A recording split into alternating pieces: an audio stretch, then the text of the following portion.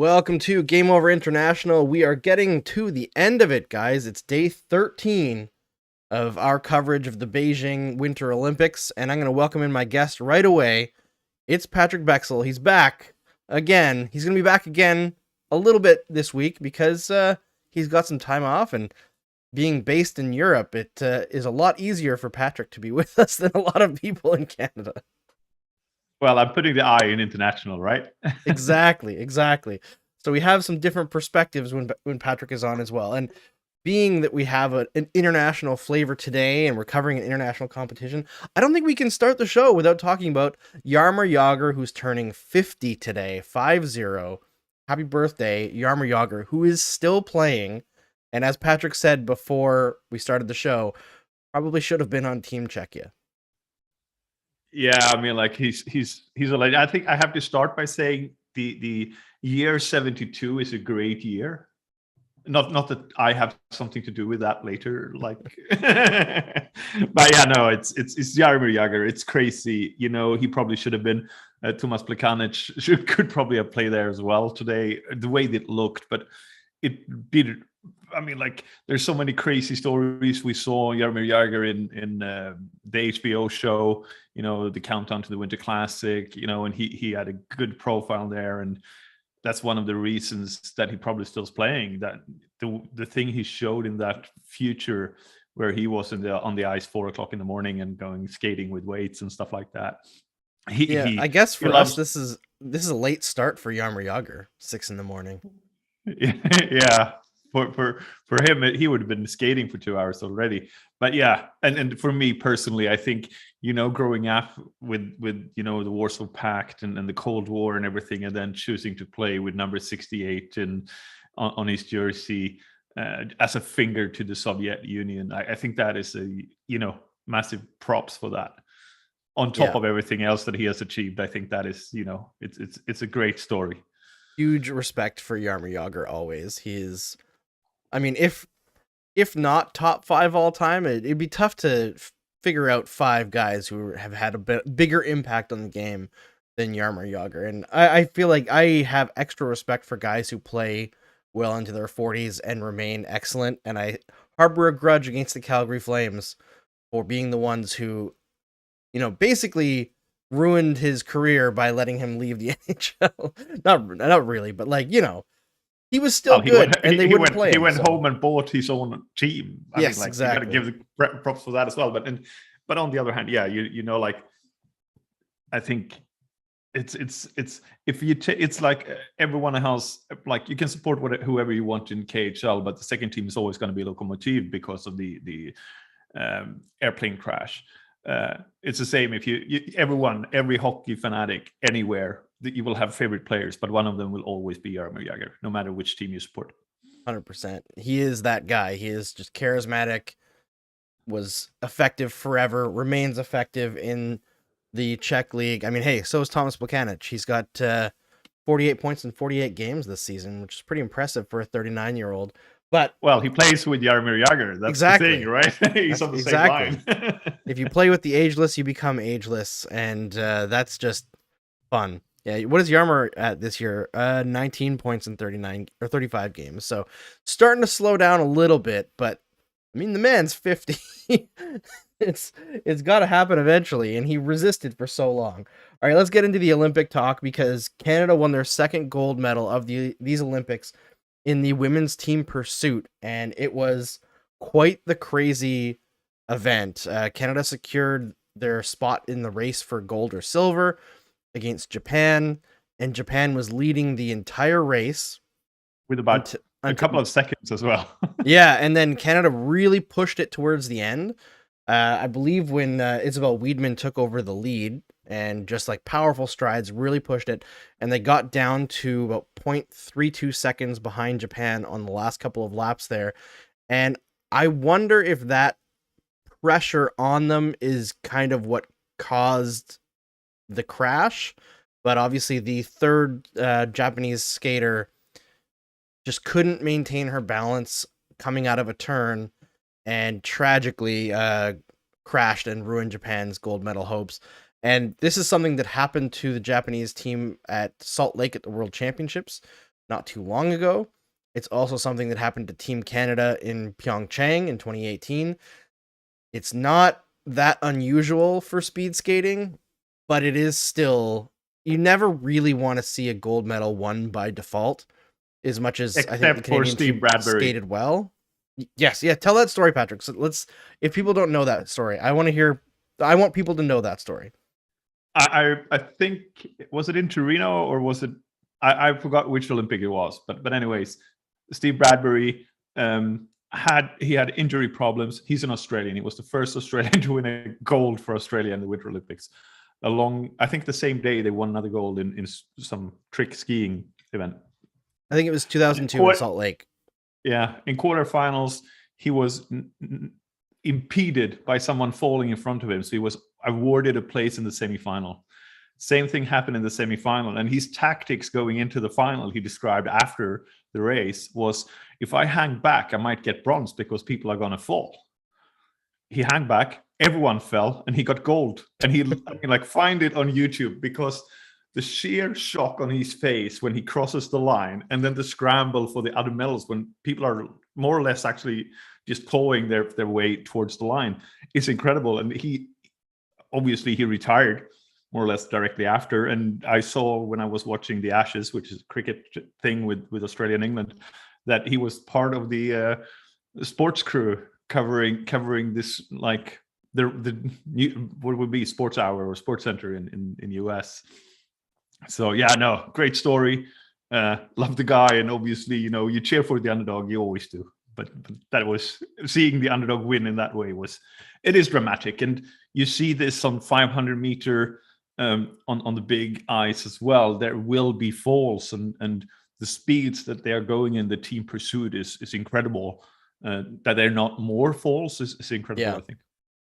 Yeah, and I feel like that's kind of the beauty and the tragedy of speed skating, is that there are falls, and it's not uncommon. Like you said, surprising is not more common with how fast they're going, but it is a sport where you can go from elation to devastation in a fraction of a second, and all it takes is one mistake and you lose, right? So incredible skate, though. In some ways you see that. I think it maybe more so in the Winter Olympics. You got the slalom, you got like the alpine skiing. One mistake will ruin your day. You saw it in the biathlon today, where it was tough for the Russians coming in with a lot of time to spare, and you miss 3 shots in a row, and then you lose your gold medal, and you finish with bronze, which was lucky for them in a way, as I feel for the Japanese. They at least got silver, but it is tough because there are so small margins compared to maybe a Summer Olympics, where the small margins will be maybe in the shooting or pistol range and stuff like that, or like sprinting, I guess, or hurdles. Like a lot of those kinds of sports are similar, I suppose, because they're so fast, right? Like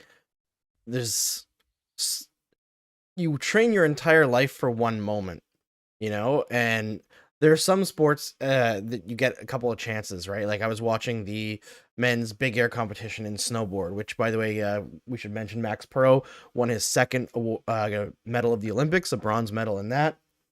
But you have 3 runs to do it, and you can mess up on one of them and still medal, right? It's your best combined 2 runs. So that there's like some level of forgiveness, but the sports where you have no forgiveness, it's like extra intense, and at the same time there's just more opportunity for things to go in a sad direction, but it does make the wins ever more sweet, right? And I should say, and I mean, like that's what keeping us on the edge as well. We're sitting there with our stomachs in knots, no at matter 3 in who the we morning. support. Yeah, exactly. Like, yeah. So I should mention Isabel Weidman, who was the leader for Canada down the stretch there in their team pursuit, is the 3rd athlete in history, I think. No. Sorry, that's something else.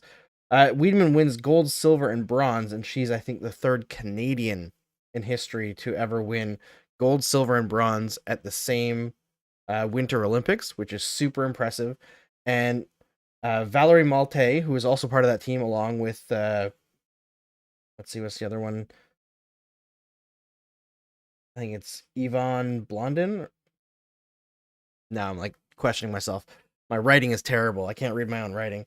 But anyway, Valerie Malte, who is part of that team, is the third athlete in Olympic history to win a medal in short track speed skating and long track speed skating. So shout out to Valerie. That's incredible. And for those who don't know the difference, because I think a lot of people see the short track and the long track and they just assume that the difference is like the size of the rink, which like they are different, but it's actually the size of the skate.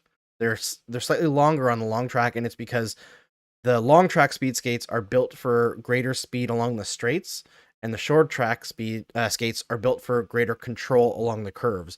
So that's why you see a lot of falls in long track coming out of the curves, whereas short track is a bit more chaotic and like people bumping into each other. That's what causes most of the falls in there. So to be able to do this kind of athletics at this high level in two different styles of skating is incredible. So shout out to Valerie Malte. Yeah, it's incredible. I mean, like medaling in two different sports, I think is fascinating. Be it biathlon and cross country that we have seen before. In the relay team, someone has jumped in from the biathlon to do the cross country and relay. But I mean, like medal in two different disciplines is. I mean, like we respect the swimmers for doing it. We should respect anyone doing it. Yeah, absolutely. I mean, Clara Hughes has been such an inspiration for Canadians around the country, and especially athletes, not only for her advocacy for mental health issues, but also for the fact that I believe she medaled in cycling and in speed skating. So she's like a multidisciplinary athlete as well, but in two different Olympic games. So she's training in a different way every 2 years, which is incredible. But also on the docket, we had Canada's curling teams continuing to get back onto the right side of the win-loss column. Both the men and the women recorded some wins overnight here. It seems like the men are now, I believe they're now 5-2, so they're in a strong position, whereas the women are 3-3. Jennifer Jones and company have a very uphill battle to get into the qualifier for the knockout round, but it seems like things are turning around for them. Canada's curling teams have been kind of struggling so far based on expectations in the Olympics. But the biggest takeaway from the last 24 hours of Olympics that isn't to do with medals might be an event that happened in the Germany versus Slovakia game in the qualifiers, or it might have been the last. Was it the last? Eighth, it's the eighth final or whatever you call it. The knockout round before the quarterfinal. Okay, so it's right before the quarterfinal, but it's not in the quarterfinal. So Slovakia and Germany. Slovakia took control of that game, down 4-0. David Wolf lays a pretty dirty hit in, I guess it's the dying seconds, less than a minute and a half left in the game. And I'm looking here at the hit. And I mean, the first hit is all right. It's the second hit where the guy leans over and he punches him in the back. Yeah, he punches him in the back of the head with the butt end of his stick into the ice as the player is bent over. You don't usually see this kind of stuff in the Olympics. I feel like in international play, the last time we saw these kinds of antics were like Canada-Soviet Union battles. I was reminded here by someone, because I tweeted it out obviously earlier, and someone else pointed out that I think some Canadian did that against a German guy in last year's or last Olympics. Oh, with really? a couple of I'm gonna try to find it here on my Twitter feed. So it is kind of, let's see here. I found it. So was das Brutal? Yeah, it's who is it?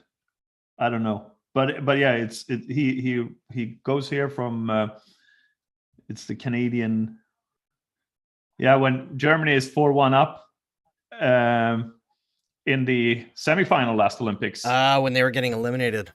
Yeah, and it's just like it's a dirty hit mid ice from the blind side. Again, 4-1 down. these are the kind of hits. It doesn't matter which nationality it is. No, it doesn't. This kind of hits needs to go. Yeah. I mean, like, some players have to play another game. You don't. But also, I think the National Federation should really step in and just hammer the player for doing something like that, because otherwise they will never learn. Yeah. These 100%. are the. I mean, like, I don't mind a physical hit. I don't mind that. But the dirty hits at the end of the game, yeah, those are mine. And it doesn't even, like, in the context of a playoff series, I can even somewhat understand the idea of a dirty hit, because you're trying to send a message for the next game, say, or like get a player out of that series, which I'm not going to defend that. That's garbage too. But at least there's some level of logic, as flawed as it would be, to do that. But when you're just losing and trying to take your pound of flesh, I feel like that's somehow inherently even worse. And I would like to see a very stiff suspension come down, either from the German Federation or the IIHF, or both, because frankly, there is no place in the game for that. And we've got to cut that crap out. Like, I'm just... It's already, you're having trouble, I think, getting eyes on this men's tournament because it's not the best pros in the league, or not in the league, in the world. When you have something like this to detract from it, it just makes it look gross, and the quality of hockey gets shown as even worse, right? So it's a shame too, because Germany has had some really talented young guys coming up technically wise. Stutzler, Seider, who can really hit very well, but hits cleanly. You don't want to detract from Germany's progress, and that is what it brings up as well. It detracts from the progress of the German Federation and the German hockey culture, which we in Europe really need, because a strong Germany brings in more money, which will bring in more interest. Yeah, and I think we've seen Germany take so many steps as a federation. And like we said before, this has nothing to do with the German Federation or any nationality. It's just that this kind of stuff needs to be punished, and punished swiftly and quickly, and severely. So let's figure that out as soon as possible and get this guy... I mean, I don't know if they have any games left. I don't think so, but get this guy out of the the German Federation, because it's just garbage. And also, I mean, like, sticking to the hockey tournament, we have so Slovakia went through. They were my outsiders before the tournament. I'm happy with that, and also, with Nimitz and Slavkovsky there for the upcoming draft, it's really interesting in that regard. And props to the Slovakia Federation and organization around the hockey in Slovakia that has taken a huge step forward from where it was just 5 years ago. Yeah. This is the Slovak team that we want to see, and what we are expecting them to be as well. But then Czech Republic lost to Switzerland like half an hour ago in that game. So Switzerland goes to the quarterfinal. But what I really struggles with, because Denmark won as well against Latvia, but Denmark and Latvia played each other in the group stage in the last game of the group, and then they play each other in an eighth final, which I think is just stupid. It is, and Canada is in the and exact Canada's same going to situation. play China. Yeah, and really, I have so much troubles with Champions League in football in some of the draws. But please make sure that you don't end up with the same team that you had in the group. That's just, I mean, like, someone is going to break Canada's goal record this year for the Olympics, I guess. Well, maybe not Canada's, but the men's goal record at least. I don't know about that. The Canadian team hasn't been scoring that frequently, so I think China held them to 5 in the last game. We'll see if they can do the same thing in this one. Maybe get a goal of their own. I do want to talk about that game coming up today as well, because Canada is starting, I believe it's Tompkins is the name of the goaltender, who Claude says goalie is their best goalie, but they have not started Devon Levi, and now I'm wondering if the plan was just to bring him there for experience, which I think is kind of a waste, because I think he's probably the best goaltender of the 3 that they brought. And if they're not going to start Devon Levi, who in my opinion was their X factor heading into this tournament, I I'm kind of shocked. They're just leaning so heavily on the veterans, and this is a very Hockey Canada thing to do. But do you call Matt Tompkins at 25 a veteran? I think he's 27, right? Yeah, well, it's still in their prime for a goalie. And the season he's had in Frölunda, it would be the I would probably save him for Sweden, but he probably needs a game before that in order to get into the tournament. I don't know how many games he's played. He played the last game against China. Yeah. So because obviously he will know a little bit of the Swedish players going into that game. So you would assume he gets to play against Sweden. Because let's face it, we just assume Canada's going to beat China. If China beats Canada, that's going to be the upset. That's going to be the Miracle on Ice part 2. Yeah, no kidding. Not the American one. So you know, but Matt Tompkins, really great guy. Signed with I think it's Dynamo Moscow for next year. He's already got a contract for next year while he's in for London right now. Well, not officially, but everything else speaks to it. Let's just say, like, silly season is ongoing in Sweden already, or in Europe already for next year, especially with the Russian canceling the KHL season and just starting playoffs after the Olympics. And deadline day is on Tuesday. It is today, is it? Yeah, I think it is today for the rest of Europe.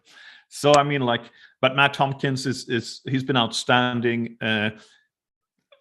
Having had the chance to play regularly in a team and not having to worry about being sent up and down has really, really helped him develop as a goalie. And he's been rewarded with a KHL contract and some good money on the bank account.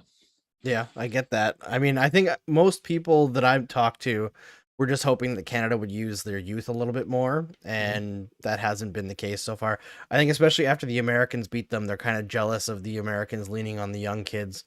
So unfortunate that it doesn't seem like that's going to be the case, but at the same time, got to trust Claude Julien a little bit. He's got a long track record of success, so we'll see what Canada does. I feel it. Yeah, I mean, Stanley Cup. He's got a decade plus of his teams being dominant at even strength. He's wringing blood from a stone at even strength. Not the best special teams coach, we'll say, but hey, you can't do everything, and there's other coaches on the coaching staff to handle that kind of stuff.